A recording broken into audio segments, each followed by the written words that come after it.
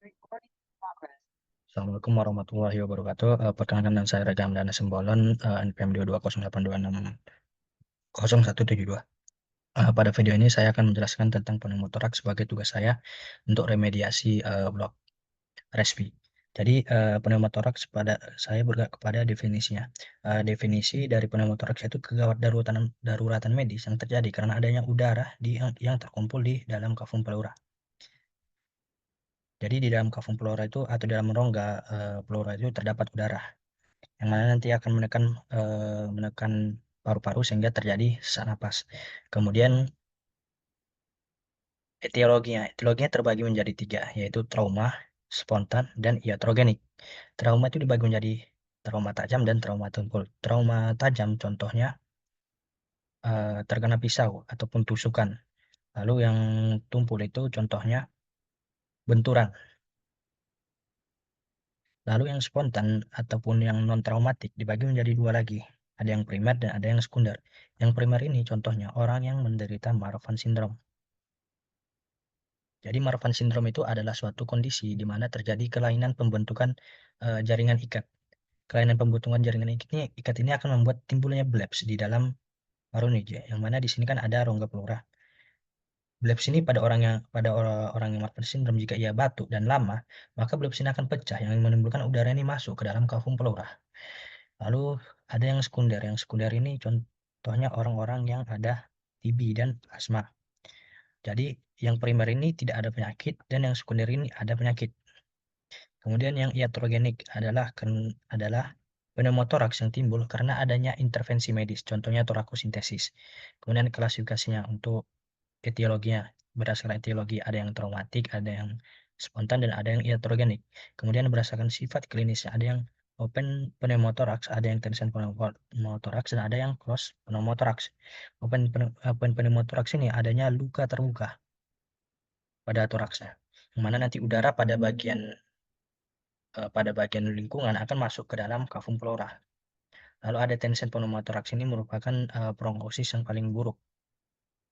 Kemudian ada yang close pneumotoraks. Berdasarkan ukurannya dibagi menjadi yang kecil dan yang besar.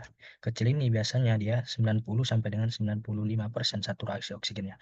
Kemudian yang besar ini ya di bawah 90% saturasi oksigennya. Kemudian faktor risikonya. Faktor risikonya tidak ada yang tidak dapat diubah, ada yang dapat diubah. Yang tidak dapat diubah ini contohnya tadi orang yang Marfan syndrome. Kemudian yang dapat diubah ini yaitu penderita-penderita dari TB. Jadi apabila TB ataupun asmanya ini disembuhkan ataupun dikurangi gejalanya, maka ia menderita ke pneumotoraks itu semakin kecil. Kemudian lanjut saya ke patofisiologinya. Jadi normal ya, kafum pleura normal ya paru-paru itu dia tidak berlangsung berbatasan dengan dinding toraks, tapi ada kafum pleura, yang mana kafum ini akan menjadi pelindung dari paru-paru. Apabila ada di sini luka contohnya, maka udara akan masuk. Apabila di sini ada blebs dan pecah, udara bisa masuk juga ke dalam kafum pleura. Yang mana apabila udara masuk ke dalam kafum pleura, maka akan membuat paru-paru menjadi tertekan. Membuat paru-paru menjadi tertekan ini akan membuat sulit untuk kembang kempis. Kembang kempis. Apabila sulit kembang kempis, maka sulit untuk bernapas. Makanya pneumotoraks ini dikatakan juga sesak napas yang membuat sulit untuk menarik napas. Kemudian nanti karena keberadaan udaranya ini, nanti akan membuat trachea ini terdorong ke bagian yang sehat. Dan gejala dan tanda klinisnya itu contohnya adalah sesak napas dan nyeri dada porotik. Ini yang merupakan paling utama. Kemudian bisa batuk, bisa dada terasa sempit, gelisah, dan keringat dingin. Lalu tandanya itu pada inspeksi ditemukan ketertinggalan napas, kemudian trakea dapat bergeser, dapat ditemukan juga sianosis pada ekstremitas itu biru pada ekstremitas. Dapat ditemukan tanda-tanda trauma seperti luka. Kemudian pada palpasi ada ketertinggalan napas dan ekstremitas turun, nyeri saat dipalpasi. Kemudian perkusinya hipersonor karena keberadaan udara tadi membuat suara menjadi hipersonor. Lalu auskultasi ditemukan suara amforik, vital sign-nya bisa frekuensi napas yang meningkat dan dapat juga hipotensi. Lalu pada pengusahaan penunjangnya, eh, yang paling utama itu ada pada ototoraks. Jadi pada foto toraks itu nanti akan ditemukan gambaran yang hyperlucent. Hyperlucent ini gambaran yang warnanya lebih hitam daripada yang lain. Jadi yang ini tuh hyperlucent. Kemudian bisa juga ditemukan pleura lain ya. Pleura lain itu garis paru-paru. Garis paru-paru yang mana ini mungkin terisi dengan udara. Lalu trakea deviasi ke kiri. Yang ini terlihat deviasi ke kiri. Jadi karena adanya udara ini mendorong trakea bergeser ke arah yang sehat. Lalu mediastinum juga deviasi ke arah kiri. Contohnya ini jantung. Jantung kan normalnya harusnya letaknya di sini. Tapi karena adanya udara di sini, ada udara pada kafum mendorong jantung ke arah yang sehat. Lalu sela iga melebar. Yang ini termasuk sela iga melebar. Lalu peningkatan corakan bronkofaskular menurun. Sebenarnya tidak menurun, tetapi corakan bronkofaskular ini tertutup oleh gambaran hiperlusen ini. Lalu lapan paru kiri ini merupakan gambaran yang normal. Jadi ini foto yang diambil dari pasien laki-laki 30 tahun sesak napas tanpa riwayat trauma.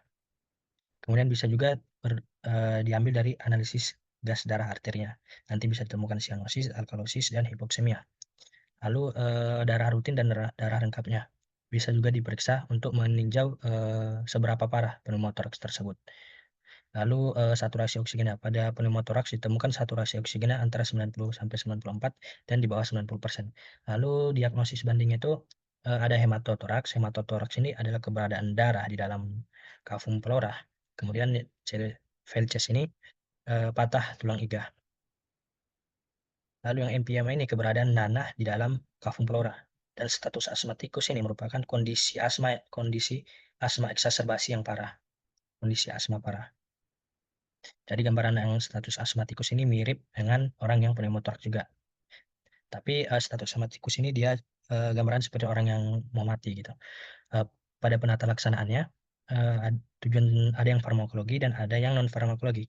Farmakologi itu tujuan untuk mengurangi nyeri, mencegah infeksi dan oksigenasi. Infeksi digunakan antibiotik. Kemudian penata laksanaannya penata laksanaan yang non farmakologi ada dekompresi jarum, dilakukan pada interkostal kedua, kedalamannya sekitar 5 cm. Kemudian pemasangan oksigen nasal kanul, dan untuk yang khusus open pneumotoraks karena ada luka terbuka maka ditutup dengan plester 3 sisi. Kemudian dirujuk untuk dilakukannya chest tube. Untuk komplikasinya, komplikasi yang dapat ditimbulkan dari pneumotoraks ini dapat membuat henti napas dan henti jantung. Bisa juga nanti memperparah.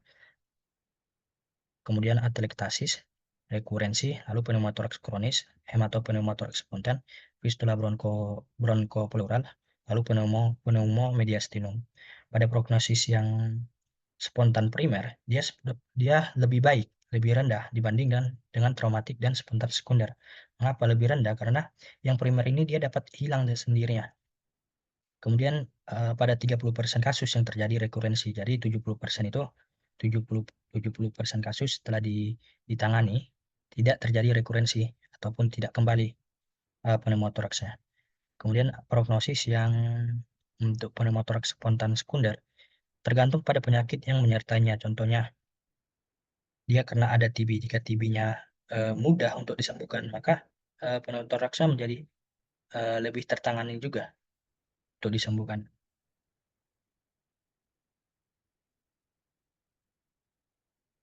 Penjelasan tadi berikut referensi yang saya gunakan, yaitu dari Rahajoy, Adityawan, kemudian dari PDPI, lalu dari Wijaya, dan ada dari PDPI juga, kemudian dari Kementerian Kesehatan Republik Indonesia.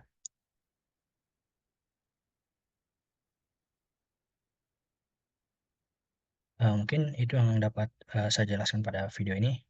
Kurang dan lebihnya saya mohon maaf. Apabila ada yang salah saya mohon maaf. Wabillahi taufiq wal hidayah. Wassalamualaikum warahmatullahi wabarakatuh.